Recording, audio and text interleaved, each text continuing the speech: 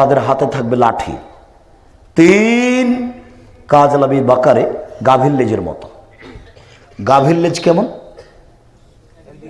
একদিকে মোটা, একদিক চিকন। 4 এজরেপুনা বেহান্নাস, তারা তা দিয়ে মানুষকে মারবে, এরা জাহান নামে যাবে। বলো তুমি কি না? যদি আমি বুঝাতে না পারি তাহলে আমি ব্যর্থ। যত রাস্তাঘাটে নোংরা শ্রেণীর ছেলেদেরকে দেখছো, স্কুল কলেজে সব ছেলেদেরকে দেখছো, এরা সব জাহান্নামী। এদের হাতে কেন লাঠি? এরা কি পড়ে? এরা পশু, এরা বন্য, এরা বর্বর, এরা অসভ্য, এরা জাতির জন্য কলঙ্ক। এরা কি করতে পারে? এরা জাতির কিছু করবে না। এরা যদি বড় ডাক্তার হয় তবে এরা চোর হবে। যদি চোর না হয় তাহলে তার সাথে সহযোগী একটা যুবতী মেয়ে কেন তার চেম্বারে? তাকে যুবতী মেয়ে সহযোগিতা করবে কেন? পুরুষ দিয়ে হয় না? যদি চোর না হয়, তার 2 লক্ষ টাকা মাসে বেতন, সে 1000 টাকা করে ভিজিট নিচ্ছে কেন? এমনিতেই গরিব মানুষ আসতেই চিকিৎসাই করেনি, তার 3000 টাকা আগে ভিজিট, 1000 টাকা ভিজিট, আর 2-3টা চিকিৎসা দিয়েছে, কি যেন রক্ত পরীক্ষা দিয়েছে, সব 1000 করে। চিকিৎসাই শুরু হয়নি, 5000 টাকা শেষ। অথচ তার বেতন 2 লক্ষ। ওর ভিত্তি খারাপ, ওর সূচনাই খারাপ। 2 তোমার বোন। দেখো দেখি, আমি অনুবাদক, যে অংশ মাঝে মধ্যে বলেছি, নিসাউন মহিলা, কাছে এতন কাপড় পরে থাকে, আর এতন উলঙ্গ। দেখেছো যে তোমার বোন এখানে বসে আছে? যাও উঠে যা, দেখাইছো ভালো করে? কোনো সময় দেখেছো কিনা? যাও দেখাইছো। দেখেছো নগ্ন পোশাক পরে আছে, আঁটো সাঁটো পোশাক পরে আছে। এই যে দেখো, তোমার মা ব্লাউজ গায়ে দিয়ে আছে, ছোট পেট পিট দেখা যায়, এর নাম উলঙ্গ পোশাক। আবার দেখো, নিসাউন মহিলা, কাছে এতন কাপড় পরে থাকে, আর এতন উলঙ্গ। মনে হচ্ছে আল্লাহর নবী তোমার মাকে আর তোমার বোনকে দেখে দেখে বলছেন, এরকম মনে হচ্ছে। অথচ আল্লাহ রাসূল বলছেন, আমি তাদের দেখিনি, ওরা জাহান্নামী। আমি তাদের দেখিনি, ওরা জাহান্নামী। অথচ আল্লাহ রাসূল বলছেন, আমি তাদের দেখিনি, ওরা জাহান্নামী। 4 মমিলাতুন, পুরুষকে নিজের দিকে আকৃষ্ট করে। তোমার বোন যখন হাঁটে তখন সবাই তোমার বোনকে দেখতে থাকে, যেটা দিন রাত দেখছো তুমি। আর তোমাকে মধ্যে এখানে আরেকটা কথা বলেনি, পরে হয়তো বা কোনো সময় স্মরণে আসতে পারে, ভুলেও যেতে পারি, এখনই তোমাকে একটা কথা বলেনি। এই ছেলে শোনো, আলী রাদিয়াল্লাহু তাআলা আনহু বলেন, লা তাত্তাবিন নাজারাতান নাজারা ফিন্নাল্লাহি লুলা ওয়া লাসালাতাল উখরা। আলী, কোন মেয়ের দিকে 2 বার দেখো না, 1 বার। যদি দেখতে হয় সেটাকে মহিলা, 1 বার দেখো, আর 1 বার দেখতে পাবা না। এই ছেলে শোনো, একটা মেয়েকে তুমি 1 বার দেখার পরে আবার দেখছো, বলো তো এখন তোমাকে কে চালায়? তোমাকে এখন শয়তান চালাচ্ছে।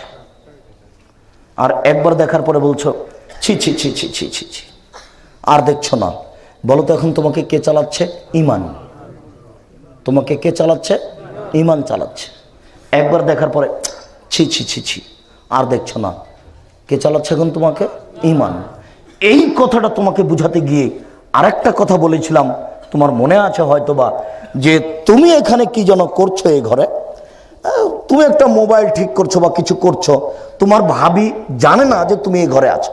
তোমার ভাবির মাথায় কাপড় ছিল না, ওই ঘর থেকে কি কাজের জন্য এই ঘরে চলে এসেছে, আর তুমিও তার দিকে দেখেছো, তোমার ভাবিও তোমাকে দেখেছে, চোখে চোখ পড়েছে।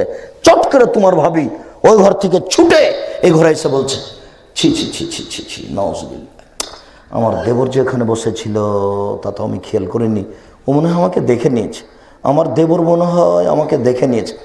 ছি ছি ছি ছি ছি ছি ছি, আমার দেবর যে এখানে বসেছিল আমি তো খেয়াল করিনি। আচ্ছা বলো তো তোমার ভাবি এরকম করছে কেন? এটা ঈমান, এটা ঈমান। আর তোমার ভাবি, তুমি এখানে বসে কি করছো তোমার ভাবি খেয়াল করেনি। তোমার ভাবি এখানে এসে বলছে, এই খালেদ, তোমার ভাবি এখানে বসে আছে, খালেদ তুই এখানে বসে আছিস রে, তোকেই তো খুঁজছি। এটা বললো কেন? তোমার ভাবিও বোরকা পরে আছে, তোমার ভাবিও নামাজ পড়ে, এই ছেলেটার ভাবে বোরকা পরে আছে, নামাজ পড়ে, বলো ও এই কথা বললো কেন? তার ভিতরে ঈমান নেই, এর ভিতরে ঈমান আছে। ঈমান দিয়ে পাপকে ঠেকানো যায়, তাহাজ্জুদ দিয়ে পাপকে ঠেকানো যায় না, হজ দিয়ে পাপকে ঠেকানো যায় না। তাহাজ্জুদ দিয়ে পাপকে ঠেকানো যায় না, বোরখা দিয়ে পাপকে ঠেকানো যায় না। কি দিয়ে পাপকে ঠেকানো যায়? ঈমান দিয়ে। ঈমান যত বেশি হবে পাপ তত কম হবে, ঈমান যত কম হবে পাপ তত বেশি হবে। সম্মানিত উপস্থিতি, কথা মনে রাখবেন, আল্লাহ রাসূল বললেন নিসাউন, মহিলা, কাসিয়াতুন, কাপড় পরে থাকে, আর এতুন, উলঙ্গ, মমিলাতুন, পুরুষকে নিজের দিকে আকৃষ্ট করে, মাইলাতুন, তারা নিজেরা পুরুষের দিকে আকৃষ্ট হয়, লায়াত খুল্লাহ জান্নাত, তারা জান্নাতে প্রবেশ করবে না, তারা জান্নাতে তো যাবে না, যাবেই না, এজেদনা রিহা, তারা জান্নাতের গন্ধ পাবে না, ফাইনা রিহা তুজাদু মিন মাসিরাতে কাযা ওয়া কাযা, যে জান্নাতের গন্ধ পাওয়া যায় 1 বছরের দূরত্ব পথ থেকে, 1 বছরের দূরত্ব পথ থেকে যে জান্নাতের গন্ধ পাওয়া যায়, তোমার বোন সেই জান্নাতের গন্ধ পাবে না। শোনো, এখানে তোমার বোনের ব্যাপারে আর একটা কথা বলে নি, মনে রেখো। ওই কথাটা কি আমার মনে আছে? যেই কথাটা আমি যখন তখনই বলি যে দুনিয়াতে 2টা পাপ আছে মানুষ না করেই পাপী। মনে আছে? তার একটা হলো জুয়া খেলায় অংশগ্রহণ করা। কেউ যদি কাউকে বলে আসো জুয়া খেলি, খেলেইনি, খালি বলেছে আসো খেলি, তাহলে 10 জন ফকিরকে 1.25 কেজি করে চাউল দিতে হবে। খেলেইনি, খালি বলেছে আসো জুয়া খেলি। জুয়া খেলা কত বড় অপরাধ! প্রত্যেক যে খেলাতে টাকার হার জিত রয়েছে সেটাই হলো জুয়া। প্রত্যেক যে খেলাতে টাকার হার জিত রয়েছে সেটাই হলো জুয়া। আর যখন টাকার হার জিত নেই, শরীর চর্চা আছে, তখন জায়েজ। এখানে গ্রামের মাথায় স্কুল ফিল্ডে ছেলেরা ফুটবল, ক্রিকেট, ভলিবল খেলতে পারে। যখন টাকার হার জিত নেই, আর যখন টাকার হার জিত আছে তখন এটা জুয়া। এই জন্যই আমি বলেছি আন্তর্জাতিক খেলা টিভিতে দেখা তো বহু দূরের কথা, এই খেলার গল্প যেখানে চলে সেখানে বসে থাকাও হারাম। আর যেই খেলাতে শরীর চর্চা নেই, এমনিতে বসে বসে সময় কাটাই, সেটা একেবারেই হারাম। আল্লাহ রাসূল বলেন মান লাইবা বিন নারদে শির ফাকাদ আদখালা ইয়াদাহু ফি দামে খিনজির, যারা চৌসার, ছক্কা, লুডু, দাবা, পাঞ্জা, ক্যারাম বোর্ড, তাস, গেমস, এই ধরনের যত খেলা আছে, এসব খেলায় যারা অংশগ্রহণ করে তারা শরীর শুকুরের রক্তের মধ্যে তার হাতকে ডুবিয়ে দেয়। বক্তব্যের সাথে মুনাফিকি করবে না। এই বোকা ছেলে, তোমাকে দেখে এলাম তুমি এখনই ক্যারাম বোর্ড খেলছিলে, তোমার লজ্জা করা উচিত, তুমি জিন্দেগিতে আর ক্যারাম বোর্ডের পাশে দাঁড়াবা না, তোমাকে বলতে এসেছি। শোনো, বক্তব্যের সাথে মুনাফিকি করো না। শোনো, বক্তব্যের সাথে মুনাফিকি করো না। বক্তব্যের সাথে মুনাফিকি করে কোনো লাভ নেই। যারা চৌসার, ছক্কা, লুডু, দাবা, পাঞ্জা, ক্যারাম বোর্ড, তাস, গেমস, এই ধরনের খেলায় অংশগ্রহণ করে তারা তাদের হাতকে শরীর শুকুরের রক্তের মধ্যে ডুবিয়ে দেয়। দুনিয়াতে 2টা পাপ আছে, না করেই পাপী। তার একটা হচ্ছে জুয়া খেলা, আর একটা হচ্ছে তোমার বোন। তোমার বোনের কথাটাই মাথায় আঘাত করছে, তাই বলছি। আল্লাহ রাসূল বলছেন ইন্নাল মারাতা, নিশ্চয় মহিলা, তারা যখন সাজগোজ করে, সাজসজ্জা গ্রহণ করে, কোন মহিলা যখন সাজগোজ করে, সাজসজ্জা গ্রহণ করে, ঠোঁটে লিপস্টিক দেয়, মুখে পাউডার মাখে, ফামারাত বিমাজলিসিন, তারপর পুরুষের পাশ দিয়ে, মজলিসের পাশ দিয়ে যায়, ফাইয়া কাযা ওয়া কাযা জানিয়া, ও ব্যভিচারনী, ও ব্যভিচারনী, ও ব্যভিচারনী। এই ছেলে, তোমার বোন জেনা করেনি, আল্লাহ রাসূল বলছেন তোমার বোন ব্যভিচারনী।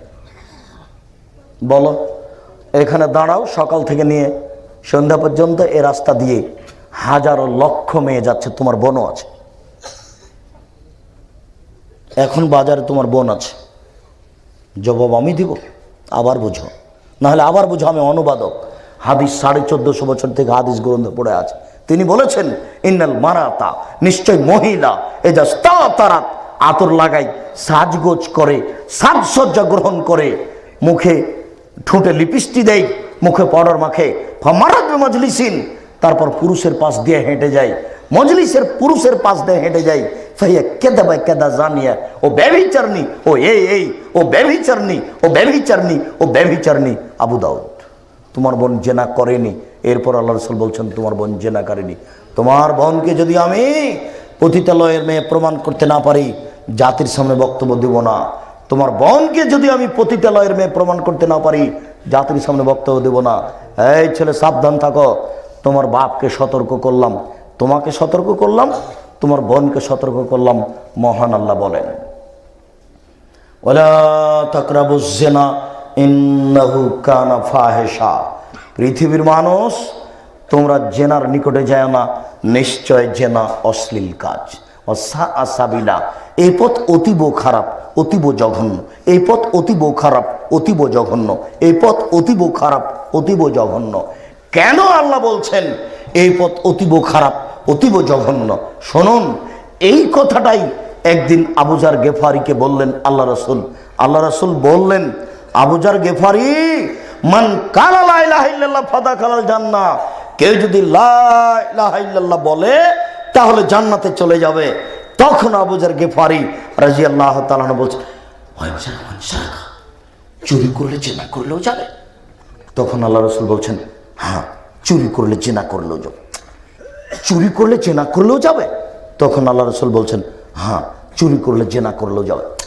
চুরি করলে জিনা করলেও যাবে? তখন আল্লাহ রাসূল বলেন, হ্যাঁ, চুরি করলে জিনা করলেও যাবে। এই আবু যার, তোমার নাক ধুলোয় ধূসরিত হোক, আমি যা বলছি সেটাই চূড়ান্ত। শুনুন, এই কথাটা তিনি বারবার কেন বলছেন? কেন আবু যারকে পরে এই কথা বলছেন না, বাপ মাকে গালি দিলেও জান্নাতে যাবে? বাপ মাকে গালি দেওয়া পৃথিবীর দ্বিতীয় মহাপাপ। কেন আবু যার গেফারি বলছেন না, মিথ্যা সাক্ষী দিলেও যাবে? মিথ্যা সাক্ষী দেওয়া পৃথিবীর তৃতীয় মহাপাপ। বাচ্চা হত্যা করলেও যাবে? এই কথা কেন বলছেন না? জেনা হচ্ছে 5 নাম্বার পাপ সিরিয়ালে। এক, সবচেয়ে বড় পাপ হচ্ছে আল্লাহর সাথে শিরক করা। দ্বিতীয় বড় পাপ হচ্ছে পিতামাতার অবাধ্য চলা। তৃতীয় বড় পাপ হচ্ছে মিথ্যা সাক্ষী দেওয়া, মিথ্যা কথা বলা। চতুর্থ বড় পাপ হচ্ছে খাদ্যের ভয়ে ছেলেকে হত্যা করা। 5 নম্বরে আসতে পারে জেনা। শুনুন, বাপ মাকে গালি দেওয়া পৃথিবীর দ্বিতীয় মহাপাপ বটে, তবে কেউ বাপ মাকে গালি দিয়ে অপমান হয় না, মিথ্যা সাক্ষী দিয়ে কেউ অপমান হয় না। জেনা ঘরে ঘরে হচ্ছে, এর পরেও জেনা এমন আশ্চর্য পাপ, এখন যদি একটা বিচার হয় তাহলে জেনাকার পুরুষ এবং নারী মনে করবে যে মাটি ফেটে গেলে ঢুকে যেতাম। এর বাস্তবতা এত খারাপ, জেনার পাপের বাস্তবতা এত খারাপ। আর চুরি একটা আশ্চর্য পাপ, যে চোরকে চোরও মারে। চুরি একটা এমন আশ্চর্য পাপ যে চোরকে চোরও মারে। এই জন্য আল্লাহ রাসূল বলছেন, চুরি এবং জেনা ঘৃণিত পাপ। চুরি জেনা ঘৃণিত পাপ। পৃথিবীর মানুষ মনে রেখো, ওমাইয়া ফাল জালেকা, যারা জেনায় লিপ্ত হবে প্রথম বিপদ, এলকা আসামা, তারা হবে মহাপাপী।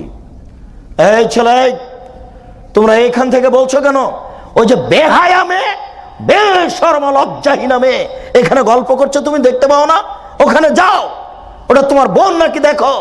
বেশরমা মহিলা হিসাব করতে পারে না যে আমি আব্দুর রাজ্জাক তার গল্প শুনতে আসিনি? ও শরম পায় না? ওর হায়া হয় না? ওর লজ্জা হয় না? বেশরমা বেহায়া কোথাকার এখানে এসে গল্প করে কেন?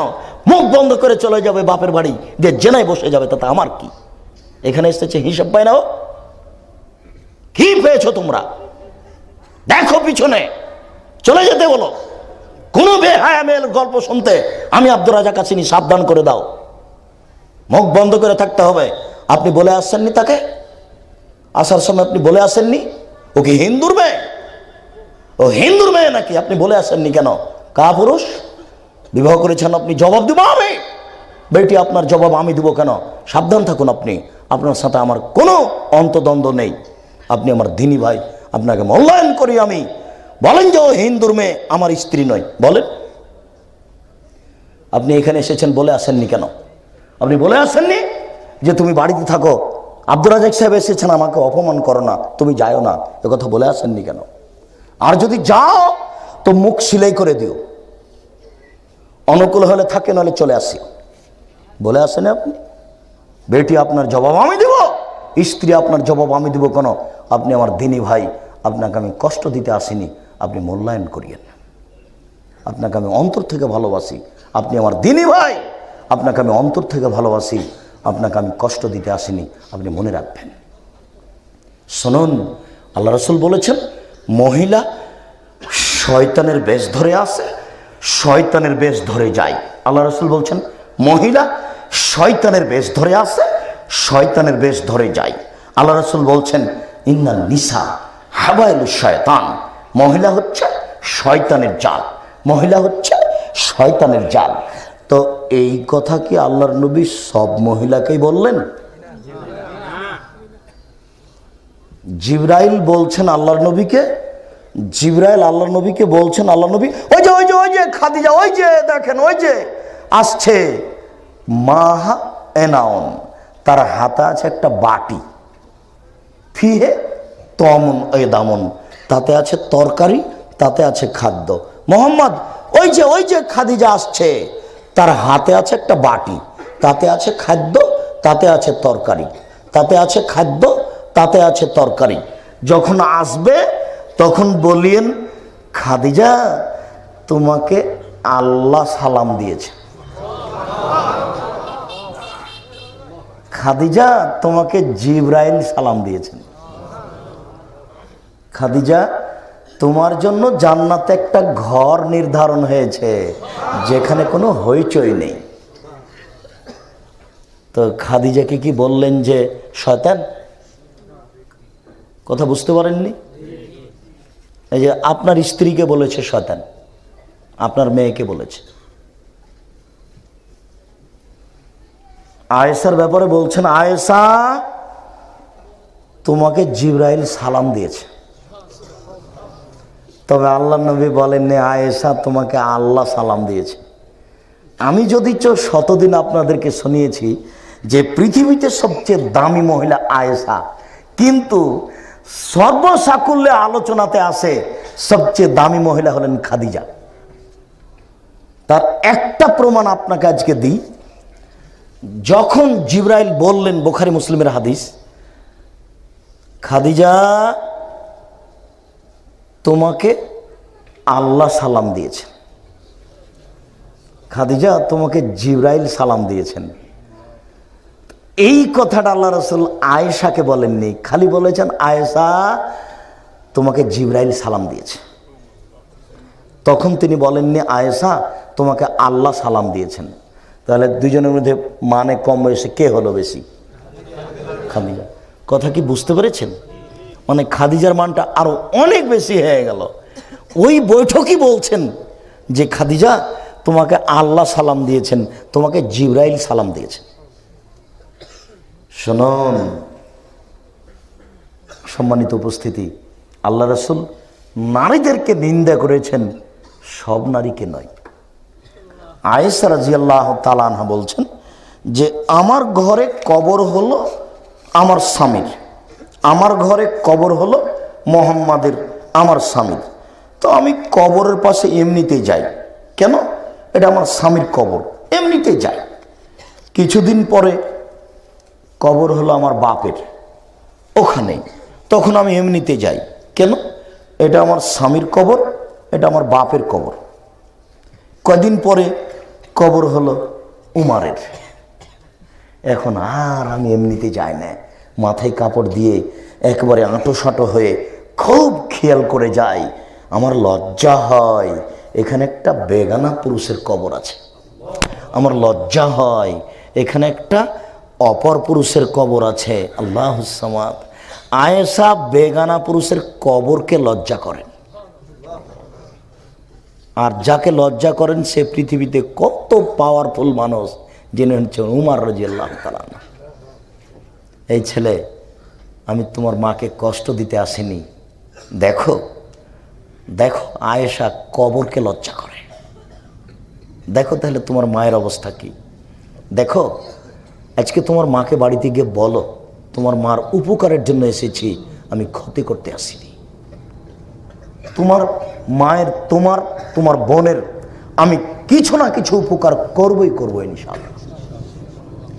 মহান আল্লাহ বলেন যে ব্যক্তি জেনায় লিপ্ত হবে তার প্রথম বিপদ, সে হলো মহাপাপী। দুই, ইদাফলাহুল আযাব ইয়াউমাল কিয়ামা, বিচারের মাঠে তার শাস্তি দ্বিগুণ শতগুণ বেশি হয়ে যাবে। তিন, ওয়াখলুদ ফিহি মুহানা, সে জাহান্নামে অপমান অবস্থায় চিরদিন থাকবে। যারা জেনায় লিপ্ত হবে তারা জাহান্নামে অপমান অবস্থায় চিরদিন থাকবে। সম্মানিত উপস্থিতি, জেনার বিপদ, জেনার কুফল। মানুষ যদি অশ্লীল কাজে লিপ্ত হয় তাহলে 1 নম্বর অল্প বয়সে মরণ হবে, মহামারী হবে, কলেরা হবে। মানুষ যদি জেনায় লিপ্ত হয়, প্রথম বিপদ অল্প বয়সে মরণ হবে, মহামারী হবে, কলেরা হবে।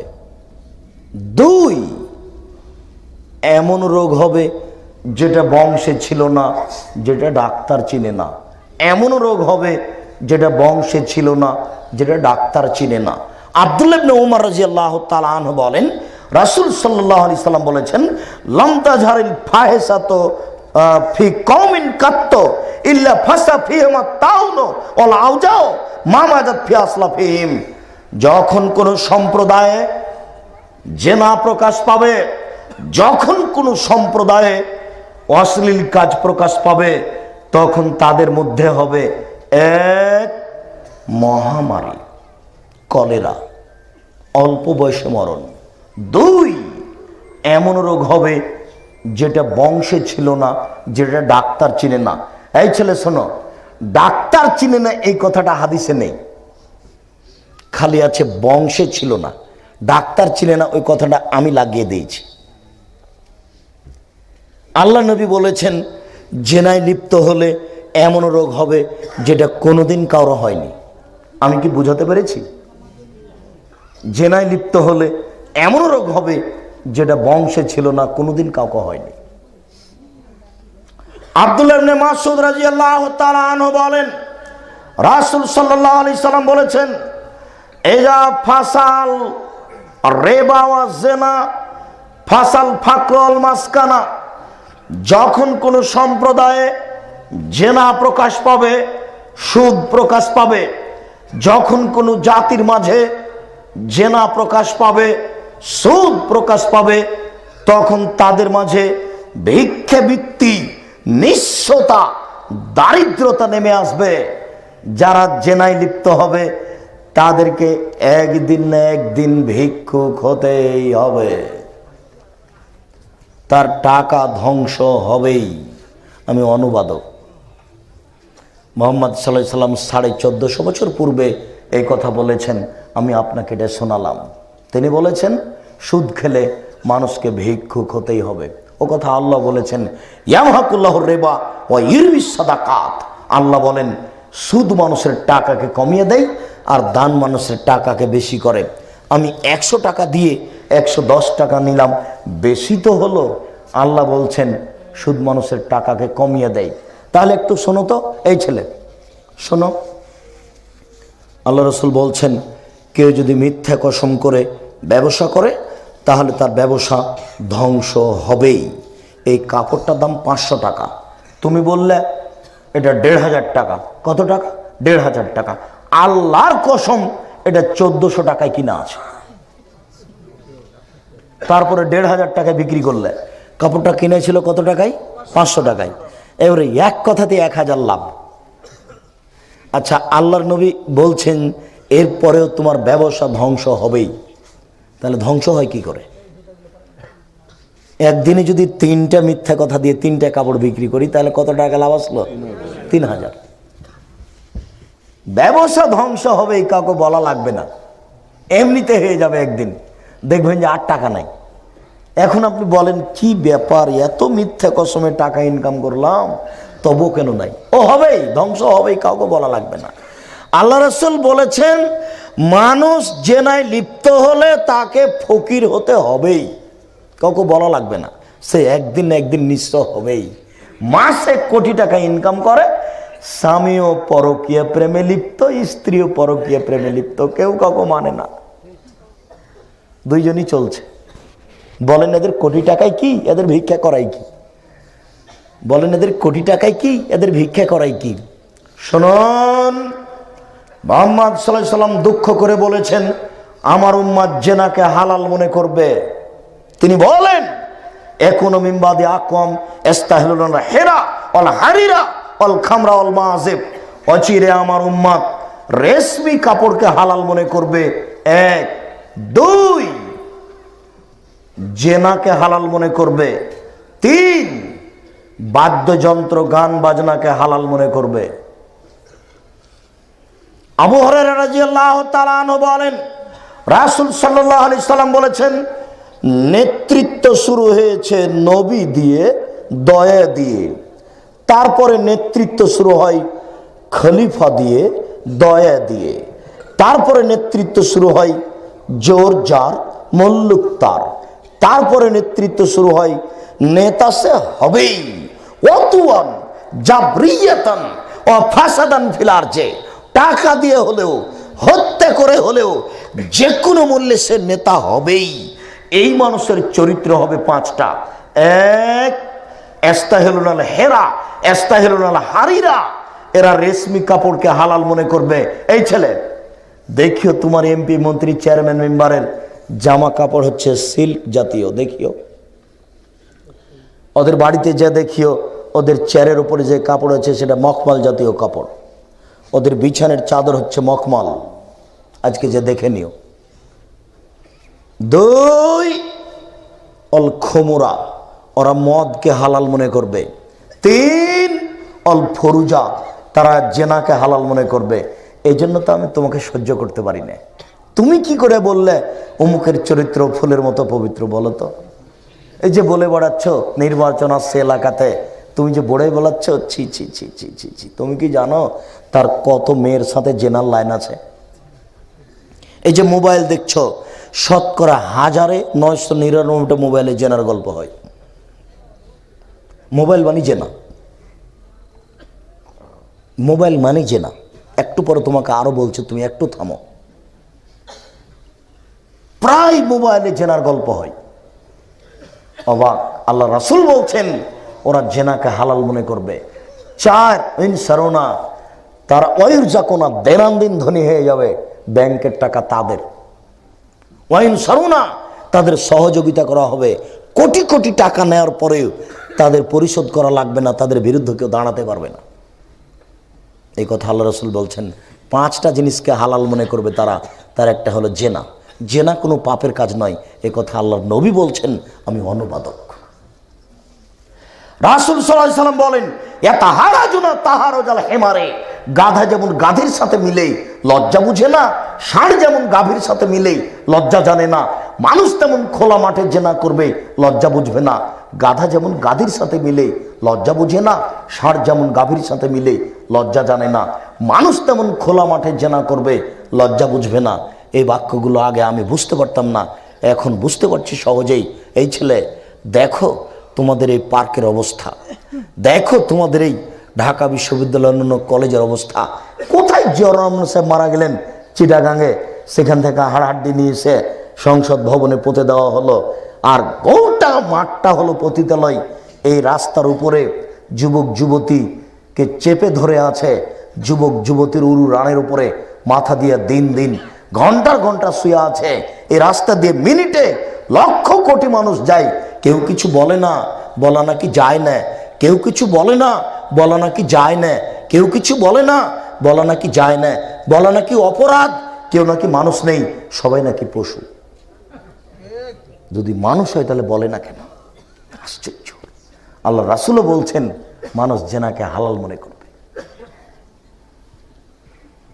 আবু হুরায়রা রাদিয়াল্লাহু তাআলা আনহু বলেন রাসূল সাল্লাল্লাহু আলাইহি ওয়াসাল্লাম বলেছেন ইন্না মিন আসরাতি সাত আইরুফালিল ওয়া ইয়াকসুল জাল ওয়া ইয়াকসুল সারবুল খামরে ওয়া ইয়াকসুল জিনা। অচিরেই পৃথিবী ধ্বংসের চিহ্ন হচ্ছে বিদ্যা উঠিয়ে নেওয়া হবে, মূর্খতা বেড়ে যাবে, মদ পান বেশি হয়ে যাবে, জেনা বেড়ে যাবে, পুরুষ কমে যাবে, নারী বেশি হয়ে যাবে। একজন পুরুষের অধীনে থাকবে 50 জন নারী। শুনুন, আরবিতে 50 এবং 77 বেশি বুঝাতে আসে, 50 50 বুঝাতে আসে না, 77 77 বুঝাতে আসে না। হাজার হাজার বেশি বুঝাতে আসে একজন পুরুষের সাথে কত নারীর দুর্বল সম্পর্ক হবে তা হিসাব দেওয়া যাবে না। এই তো তোমাদের জাহাঙ্গীরনগর বিশ্ববিদ্যালয় 100 জন নারীর সাথে জেনা করতে পারলে তার নাম হলো সেঞ্চুরি।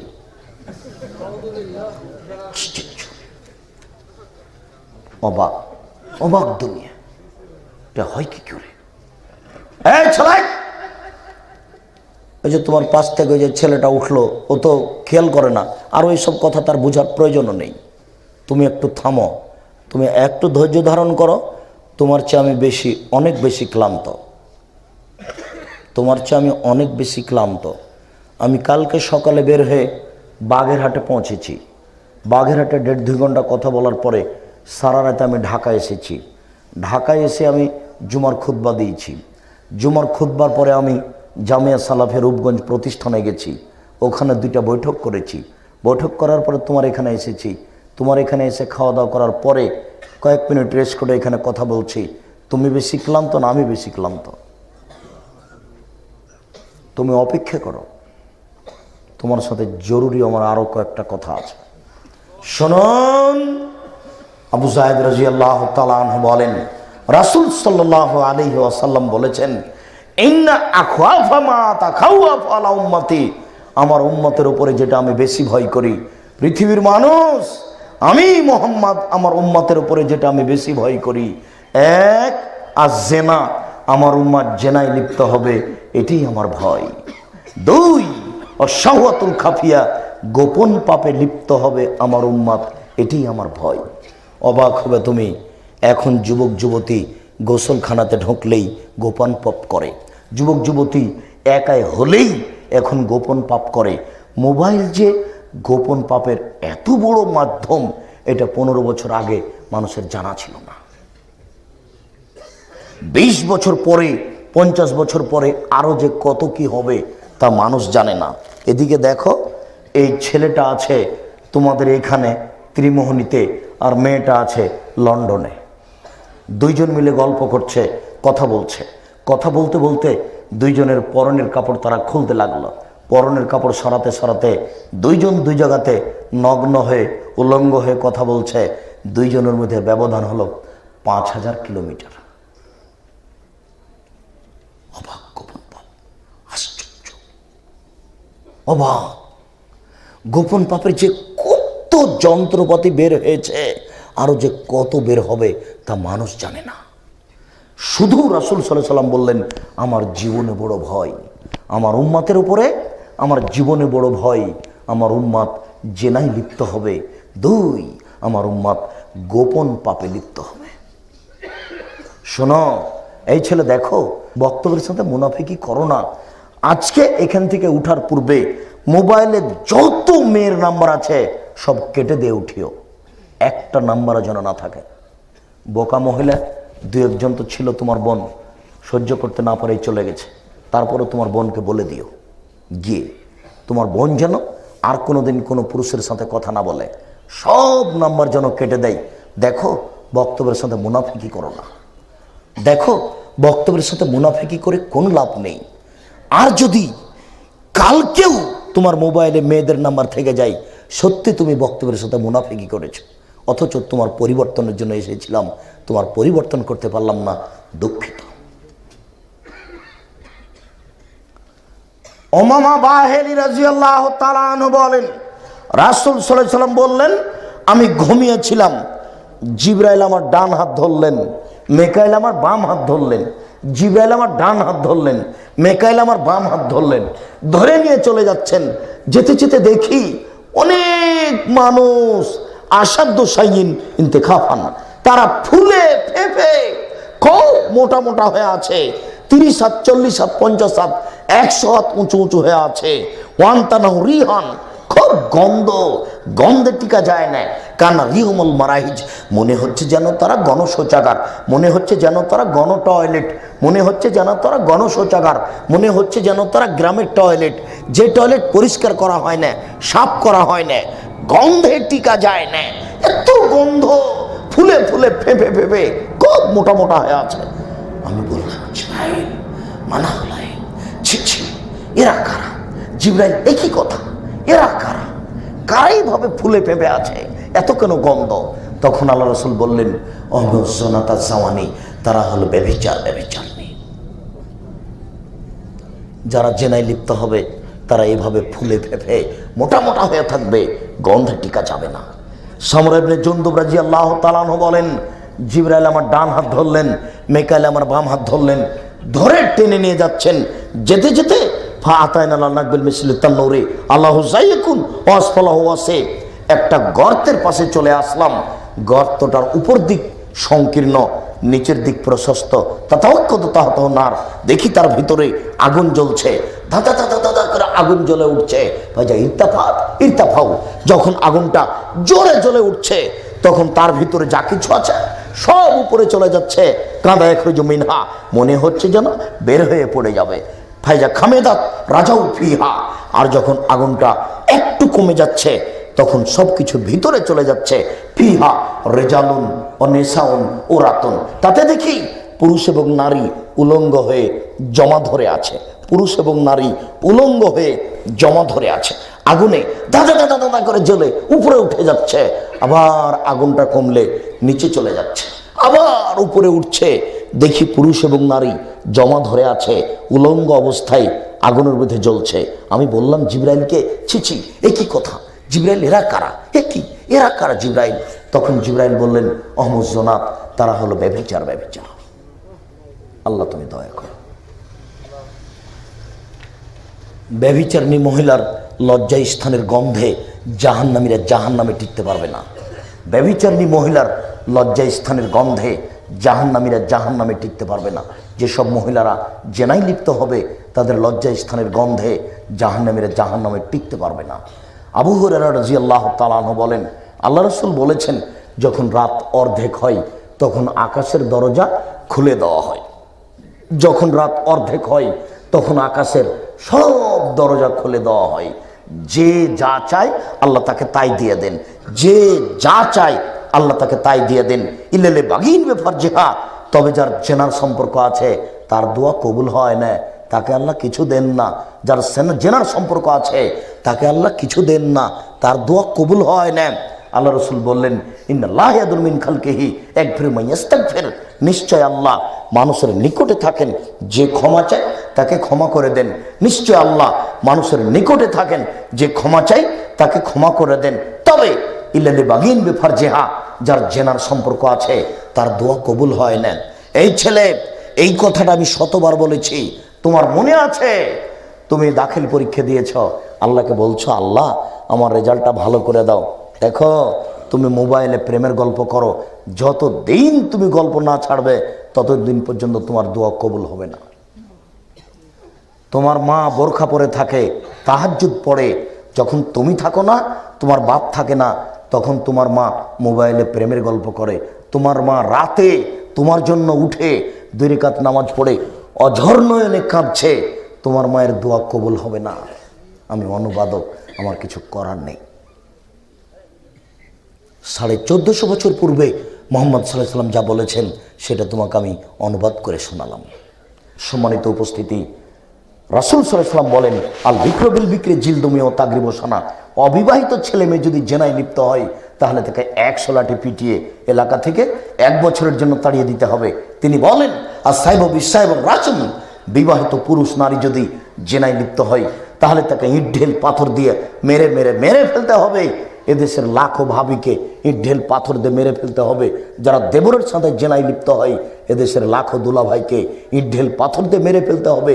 যারা সেলিকার সাথে জেনায় লিপ্ত হয় এদেশের লাখো পুরুষকে ইট ঢেল পাথর দিয়ে মেরে ফেলতে হবে। যাদের স্ত্রী বাড়িতে থাকার পরেও অন্য মহিলার সাথে জেনায় লিপ্ত হয় এদেশের লাখো নারীকে ইট ঢেল পাথর দিয়ে মেরে ফেলতে হবে। তার স্বামী বাড়িতে আছে, এরপরেও বেহায়া বেশর্মা মহিলা কি করে অন্য পুরুষের সামনে পরনের কাপড় খুলে সরিয়ে জেনায় লিপ্ত হয়, এদেরকে ইট ঢেল পাথর দিয়ে মেরে ফেলতে হবে। এদের বেঁচে থাকার কোনো সুযোগ নেই। যুবক শোনো, জেনার পাপ যতই কঠিন হোক না কেন, তুমি মনে রেখো এই পাপটি আল্লাহর সাথে জড়িত। এদেশের মাটিতে জেনার বিচার হয় না। তুমি নিরাশা হয়ো না, তবে তোমাকে আমি বলছি যে পাপ জেনার যত বড়ই হোক তুমি নিরাশা হয় না। রাসূল সাল্লাল্লাহু আলাইহি সাল্লাম বলেন, আল্লাহ তাআলা বলেন, লাউ বালাগাত জুনুবুকা আনানাস সামায়ে, তোমার পাপ যদি বেশি হতে হতে হতে হতে হতে আকাশে লেগে যায়, ফাস্তাগফিরুনি ফাগাফারতু লাকা, তুমি যদি আমাকে বলো আমার ভুল হয়েছে তাহলে আমি তোমাকে ক্ষমা করে দেবো। ওলা উবালি, আমি পরোয়া করি না তুমি কত বড় পাপী, আমি পরোয়া করি না তুমি কত বড় পাপী, আমি পরোয়া করি না তুমি কত বড় পাপী, তুমি আমাকে একটু বলো না যে আমার ভুল হয়েছে। কে বলে? বলে কে? তুমি একটু বলো না যে আমার ভুল হয়েছে। শোনো, ওই পাপ এর চেয়ে অনেক জটিল। কোন পাপ? দলীয় দাপটে যেটা করেছ, ওইখানে রিক্সায় উঠেছ, এখানে নেমে বললে কয় টাকা ভাড়া, বলল 50 টাকা, তখন এক থাপ্পড় দিয়ে বলল বেটা 20 টাকা ভাড়া, 50 টাকা চাও। এই পাপটা জেনার চেয়ে অনেক জটিল। এইটা এখন আর ক্ষমা হবে না, দিন রাত কান্নাকাটি করলেও ক্ষমা হবে না। রিক্সাওয়ালাকে খুঁজে রিক্সাওয়ালার হাত ধরে বলতে হবে, ও রিক্সাওয়ালা ভাই, তোমাকে মারা আমার একটা থাপ্পড় ভুল হয়েছে, তুমি আমাকে মাফ করো। এই কথা বলার পূর্ব পর্যন্ত এর ক্ষমা নেই। তুমি কসাই, গোস্ত বিক্রি করো, গরু জবাই করো, গোস্ত বিক্রি করো, লাভ করো কোটি টাকা, কোনো সমস্যা নেই। প্রত্যেক দাঁড়িতে 50 করে গোস্ত কম দিয়েছ, এখন ক্ষমা নাও দেখি। এটা খুব কঠিন। আর এটা ঢাকা শহরের অংশ পাশেই, এটা আরও জটিল। কি? সেটা হলো এই ছেলে, তোমার দাদা মারা গেছেন 90 শতক জমি রেখে, তোমার বাপ আর তোমার ফুফু আছে, তোমার বাপ নিবে 60 শতক আর তোমার ফুফু নিবে 30 শতক। তো তোমার বাপ নিবে সকালে আর তোমার ফুফু বিকেলে নিবে, না একসাথে নিবে? তোমার দাদা মরা 10 বছর হলো, এখনো তোমার বাপ তোমার ফুফুকে জমি দেয়নি। আজকে যে তোমার বাপকে বলিও, আব্বু তাহাজ্জুদ পড়ে জান্নাত কিনে নেন, আব্দুর রাজ্জাক সাহেব বলেছেন, তোমার বাপ যেন আগামীকাল সন্ধ্যা হতে হতে জমি ভাগ করে দেয়। তোমার বাপ কি করে খাবে এটা দেখার বিষয় নয়, ওপরে যেটা লেখা হয়েছে সেটাই খাবে। জমি আগে ভাগ হবে, তারপরে কোনো কথা। আমি নিজের কথা বলছি, আমার বাপকে মাটি দিয়ে আসার পরে আমরা ভাই বোন বসে জমি ভাগ করেছি। যদি আমরা 2 ভাই জমি চিনি না, তেমন কোথায় আছে। আগে আমি একটু চিনতাম, আমার ছোট ভাই প্রায় চিনি নাও যায়নি কোনোদিন। আমি কিছু কিছু জমিতে গেছি, তা আমার সব বোনের স্বামীরা সব জমি চাষ করে, আমরা ওগুলো খেয়ালও করি না, দেখিও না, কি হয় তা আজও জানি না। আমার মা এখনো জানেন, খোঁজ খবর নেন এক একটু কি করে, আমরা কোনো দুটা নিও না, দেখিও না। কিন্তু জমিটা ভাগ করেছি, দিয়ে আমার মাকে বলেছি যে আমাদের ভাগে হয় এতটুকু আর বোনদের ভাগে হয় এতটুকু, এই কথা বলা আছে। মাটি দিয়ে এসে আগে জমি ভাগ করেছি, তারপরে খাওয়া দাওয়া। বলো, তোমার বাপ সকালে নিবে আর তোমার ফুফু বিকেলে, না একসাথে? এখনো জমি ভাগ হয়নি কেন? তাহাজ্জুদ পড়ে তোমার বাপ জান্নাত কিনবে, এই হিসাব ছেড়ে দাও, এটা ঠিক নয়। শুনুন সম্মানিত উপস্থিতি, যে না যত বড়ই পাপ হোক না কেন, এই ছেলে শোনো, আজকে তুমি যদি বক্তব্যের সাথে মুনাফিকি না করো, বলো যে আমি এই পাপ বন্ধ করলাম, জিন্দেগিতে আর কোনোদিন কোনো মেয়ের সাথে কথা বলবো না, ইনশাল্লাহ তুমি পৃথিবীর যে কোনো বিপদ থেকে বেঁচে যাওয়া, যে কোনো বিপদ থেকে। আব্দুর রাজ্জাক সাহেব, কথা কি খুব কঠিন হলো? চিনা তো, বুখারী মুসলিমের হাদিস। এদিকে দেখো, 3 জন লোক রাস্তায় হেঁটে যাচ্ছিল, বৃষ্টি আসলো, তারা একটা গর্তে ঢুকলো, উপর থেকে একটা বড় পাথর এসে গর্তের মুখে পড়ে গেল। এটা তারা সরাতে পারবে না, বেরো হতে পারবে না। তো 3 জনের একজন বলল, আল্লাহ, আমার বাপ মা ছিল বৃদ্ধ মানুষ, তাদের আমি খুব ভালোবাসি, তুমি একটু দয়া করে পাথরটা সরিয়ে দাও। আল্লাহ বললেন, আচ্ছা ঠিক আছে, কিছু দিলাম। দ্বিতীয় জন বলল, আল্লাহ, আমি একটা কাজের লোক নিয়েছিলাম, অর্ধেক দিন কাজ করার পরে চলে যাচ্ছে, আমি বললাম টাকা নিয়ে যাও, সে বলল নিব না। অনেকদিন পরে এসে বলছে টাকা দেন, আমি বললাম গরু ছাগল নিয়ে যাও, আমাকে বলছে মজাক করবেন না, একদিনের টাকা দেন। আমি বললাম যাও, তোমার সাথে মজাক করিনি, সব গরু ছাগল নিয়ে যাও। সব গরু ছাগল নিয়ে চলে গেল। তোমাকে সন্তুষ্ট করার জন্য যদি এই কাজটা করে থাকি, পাথরটা সরিয়ে দাও। আল্লাহ বললেন আচ্ছা ঠিক আছে, কিছু দিলাম। তিনজনের তৃতীয় জন বলছে, আল্লাহুম্মা, হে আল্লাহ, তুমি জানো ইন্না বিনতা আম্মিন লি, আমার একটা চাচার মেয়ে ছিল, উহিব্বুহা কা আসাদির রাজুলি ইহিব্বুন নিসা, আমি তাকে এত ভালোবাসতাম, আমি তাকে এত ভালোবাসতাম, মানুষ নারীকে যা ভালোবাসে তার চেয়ে লক্ষ কোটি গুণ বেশি আমি ভালোবাসতাম। বোকা ছেলে, তোমারই তো কথা, অমুক না হলে আমি বাঁচবো না, অমুককে আমাকে বিবাহ করাই লাগবে, তোমার মাথায় গোবর আছে। কয়দিন পরে ওই মেয়ে তোমার মুখে লাথি মেরে যাবে, তোমার হিসাব নেই। মেয়ের উপর পাগল হও কেন, তোবা করো আজ থেকে, হিসাবই নিয়ে আসবা না মাথায়। ওর কথাই নাই, ওর গল্প নাই তোমার কাছে। ও তোমার জীবন ধ্বংস করবেই যে কোনো মূল্যে। তুমি তার জীবন ধ্বংস করবে? তুমি মনে করেছ যে 10 দিন স্বাদ উঠিয়ে জেনা করে চলে যাব? তোমার জীবন ধ্বংস হবেই। তুমি কি ভেবেছ তোমার জীবনের কতটুকু ধ্বংস হয়েছে? তুমি মনে করলে আমি তার জীবনকে ধ্বংস করেছি। তুমি কি বুঝেছ তোমার জীবনে তুমি কি হারিয়েছ? তুমি কি উপলব্ধি করতে পেরেছ তোমার জীবনে তুমি কি হারিয়েছ? তোমার জীবনে তোমার জীবনটাই ধ্বংস হয়েছে। তুমি একটা ভালো ছাত্র ছিলে, শেষ পর্যন্ত বিশ্ববিদ্যালয়ে ফেল করে বের হয়ে এসেছো। তুমি কি করতে পারো? কি করবে তুমি মেয়ের পাল্লাতে পড়ে? শোনো, তোমাকে বলছি, তুমি সাবধান হও। এদিকে দেখো, লোকটা বলছে মানুষ যে নারীকে ভালোবাসে তার চেয়ে লক্ষ কোটি গুণ বেশি আমি ভালোবাসতাম। আমি তার সাথে ফাতালাবতু ইলাইহা নাফসাহা, আমি তার সাথে জেনা করতে চাইলাম। ফাআবাত, সে নাকচ করে দিল। সে বলল 100টি স্বর্ণের টাকা দিতে পারলে আমি রাজি। আমার বোন বুঝেছিল আমি গরিব মানুষ, 100 টাকা সংগ্রহ করতে পারবো না, এই কারণে সে চুক্তি করেছিল। আমি হাড় ভাঙা পরিশ্রম করলাম, জীবন বাজি রেখে 100 স্বর্ণের টাকা সংগ্রহ করে দিলাম। ফাজালাস্তু বাইনা রিজলাইহা, আমি তার 2 পায়ের মাঝে বসলাম, আমি এখন জেনা করব। তখন আমাকে বলছে, ইয়া আব্দাল্লাহ, এ আল্লাহর বান্দা, দেখেন এ আল্লাহর বান্দা, ইত্তাকিল্লাহ, তুই একটু আল্লাহকে ভয় কর রে, আল্লাহ তাফতাহিল খাতামা, আমাকে অসতী করিস নে। এ আল্লাহর বান্দা, তুই একটু ভয় কর রে, আমাকে অসতী প্রমাণ করিস না। এ আল্লাহর বান্দা, তুই একটু ভয় কর রে, আমি তো বেকায়দায় পড়ে গেছি, তুই একটু আল্লাহকে ভয় কর, আমাকে অসতী প্রমাণ করিস না। ফাকুম তো আনহা, আমি উঠে গেছি, আমি জেনা করিনি, তুমি পাথর সরিয়ে দাও। আল্লাহ বললেন আচ্ছা ঠিক আছে যাও, আমি পাথর সরিয়ে দিলাম। বুখারী মুসলিম, দেখো বুখারী মুসলিম, তুমি যদি আজকে দৃঢ় প্রতিজ্ঞ হতে পারো জিন্দেগিতে আমি কোনোদিন কোনো নারীর সাথে কথা বলবো না, ইনশাল্লাহ তুমি যে কোনো বিপদ থেকে বেঁচে যাবা ইনশাল্লাহ।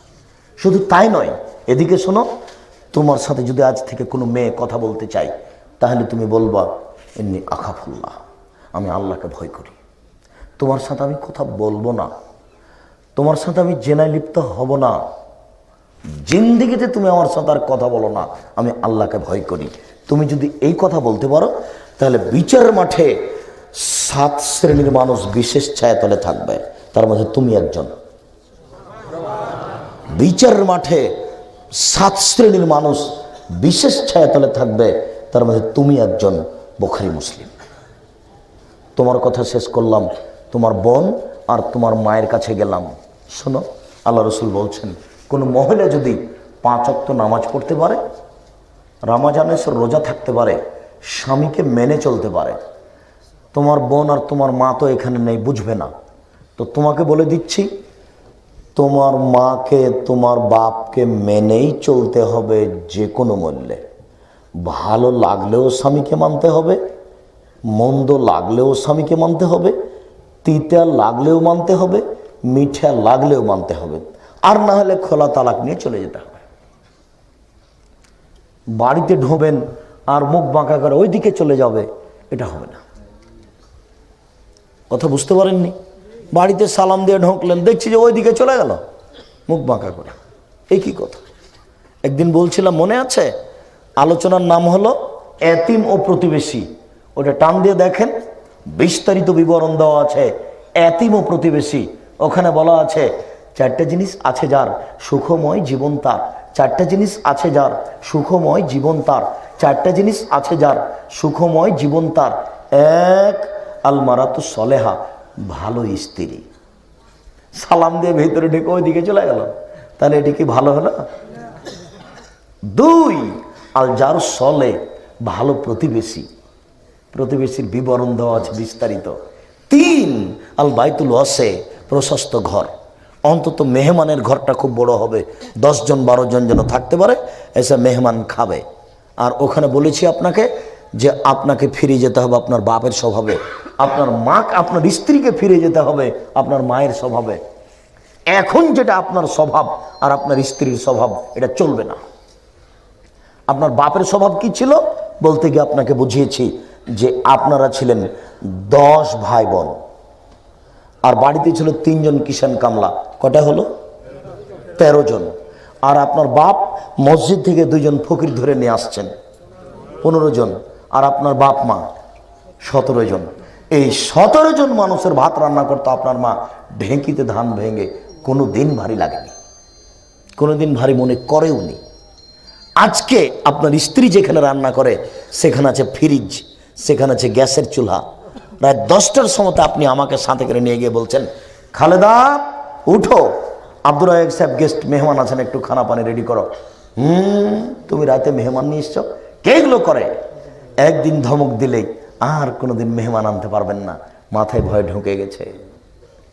আর যদি আপনার মা বেঁচে থাকেন, বয়স তার 80, 77, এই কথা যদি শুনে নেই, বৌমাই কথা বললো, চট করে উঠে এসে বলবে, থাক বেটা, বৌমাকে উঠেছে না, আমি করে দিচ্ছি, আমি তরকারিপাতি ঠিক করে দিচ্ছি, ভাত সব কিছু গরম করে দিচ্ছি। এখন আপনার মা বলবে, এখন এই মুহূর্তে বয়স তার 80। কথা কি আমার বুঝতে পেরেছেন? তো সেই দিন আপনার মা পারে, আপনার বাপ পারে, আপনার স্ত্রী আপনি পারেন না। কেন পারবেন না? বাড়িতে মেহমান খাবে, কথাই ঠিক। আপনি আমার কথা রক্ষা করেন, 250 250 চাউল রান্না করিয়েন না, 2 জনের রান্না করবেন হাফ কেজি, 3 কেজি চাউল রান্না করবেন, সারাদিন ফকিরে খাবে। খেতে খেতে সন্ধ্যা হয়ে যাবে, যদি থেকে যাই গরুতে খাবে, গরু ছাগলে খাবে। 100 চাউল রান্না করছেন কেন? এ কোন হিসাব আসলো? ঢাকা শহরে এক সাইডে বসবাস করলে এরকম করতে হবে? বহুল হিসাব, মেহমানকে হিসাব করে ভাত রান্না করতে হবে, এটাই হিসাব। যদি বউ কথা না শোনে, প্রয়োজনে একদিন 3 বার রান্না করতে হবে, 5 বার রান্না করতে হবে। বউ যদি কথা না শোনে তাহলে তাকে তালাক দিতে হবে। আল্লাহ রাসূল বলেছেন, সম্ফি সালাসা, ধ্বংস 3টে জিনিসে। তো বলেন সেটা কি? কেন মেহমানের জন্য রান্না করবে না? করতেই হবে, জরুরি। আপনি মেহমানকে খেতে দিতে শিখেন, ফকিরকে খেতে দিতে শিখেন। 3 দিন যদি ফকির না আসে, তাহলে স্ত্রীকে পাশে নিয়ে বলেন, ব্যাপারটা কি, ফকির কেন আসে না? উপরে কি কোনো নড়চড় হয়ে গেল নাকি? কেন মনে নেই আপনাকে বলা হয়নি যে আল্লাহ রাসূলকে বলা হলো সবচেয়ে মানুষের জীবনে ভালো কাজ কি? আইউল ইসলামে খায়। আল্লাহ রাসূল মানুষের জীবনে সবচেয়ে ভালো কাজ কি বলেন তো?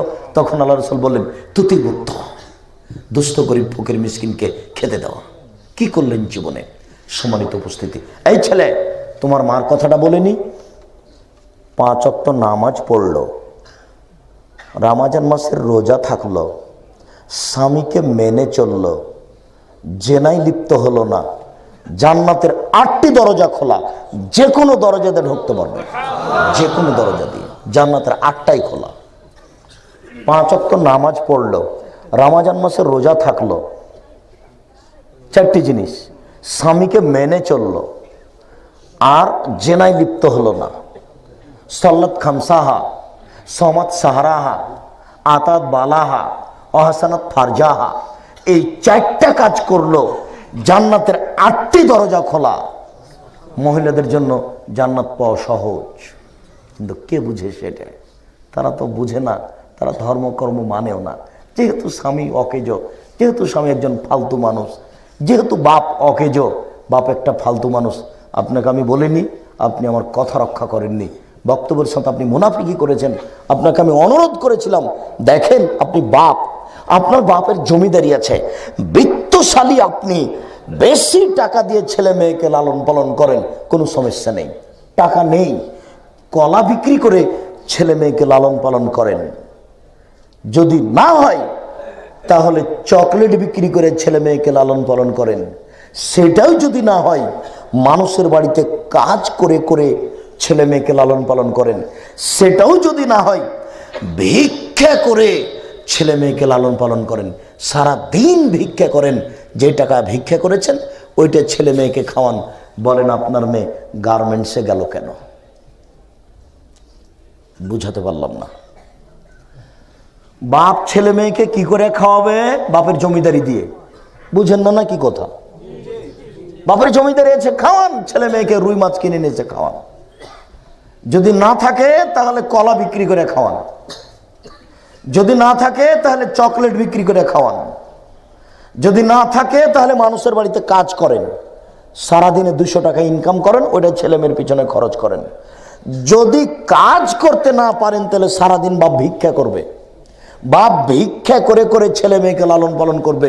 মেয়ে গার্মেন্টসে গেল কেন? বুঝাতে পারলাম না বাপ কাকে বলে।